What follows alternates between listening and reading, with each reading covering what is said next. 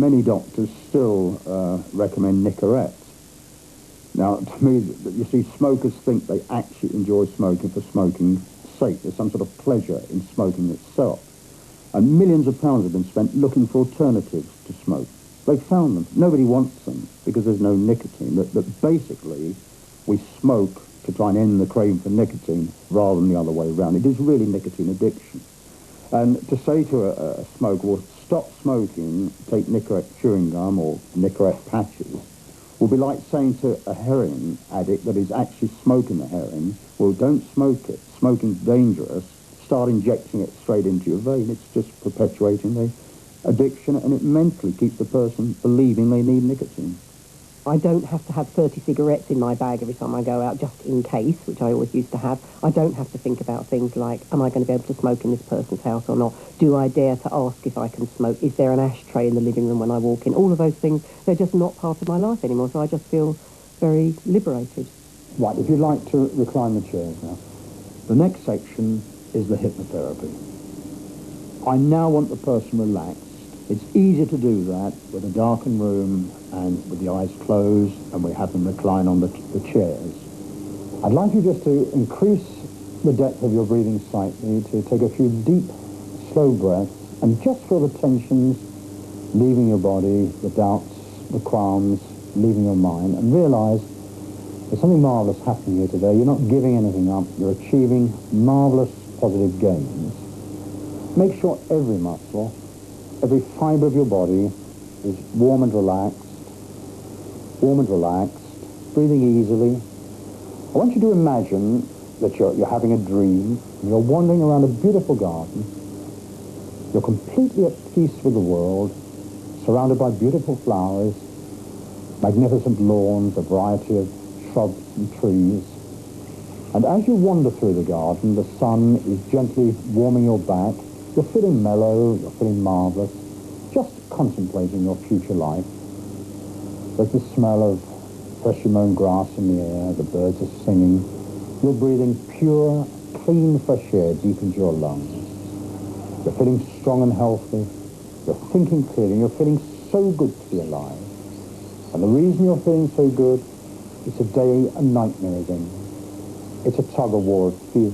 It's not so much the crutch or pleasure, but how can I cope with life? How can I handle life without a cigarette? Non-smokers don't suffer that fear. The drug caused the fear. And the greatest gain of being free is to be rid of that permanent, empty, insecure fear. For years you've been creating an evil monster inside your body, like a tapeworm that feeds on nicotine. And you've been nurturing this monster, hour after hour, day after day, year after year, thinking of it as some sort of friend, some sort of crutch, helping you through the stresses and strains of life. And today something marvelous is happening for you. You see this monster as it really is, not only destroying you physically, not only burning your money, but destroying your nerves, your concentration, keeping you a slave, keeping you an addict. And you're about to purge this filth, this poison from your mind and body forever. In just a few days, your state of health will return to normal. And you still have years and years of good quality, healthy, happy life ahead of you. The sort of quality of life that you'd forgotten even existed. Let's just consider your only alternative. That is to carry on smoking, to continually increase this process of gunging up your blood vessels. A lifetime of risking horrendous disease. A lifetime of being despised by other people. But the worst part of all, a lifetime of an otherwise intelligent, attractive human being going through life despising themselves to achieve what? The illusion of trying to get back to the stage of peace and confidence you had the whole of your life before you lit that first cigarette, and will have again, providing you never light another. When you see other people smoke, you won't envy them. You'll pity them for the sick, pathetic addicts they really are. You'll watch their dull eyes and grey expressions. You'll listen to their wheezing and coughing. You'll watch the filth going into their lungs. You'll listen to their pathetic arguments. And you'll rejoice in the fact that you're now free, the chain is broken. If you are tempted to smoke during the next few days, you'll see not one cigarette, but a whole lifetime's change of filth, disease and misery, thousands of lungfuls of cancerous fumes, thousands of filthy dog ends, dirty ashtrays, thousands of pounds burning away, years and years of mental and physical torture. And you will ask yourself the simple question, what is the point? What is it doing for me? The answer, absolutely nothing. A marvellous thing has happened to you today. The nightmare is ended. The brainwashing is now over. You're now free. You're now a non-smoker. The poisons have already started to leave your body, never to be replaced. When you feel ready, just open your eyes. You can now enjoy the whole of your life. Happier, healthier, free of this awful black depression, free from this nightmare, the life of a smoker.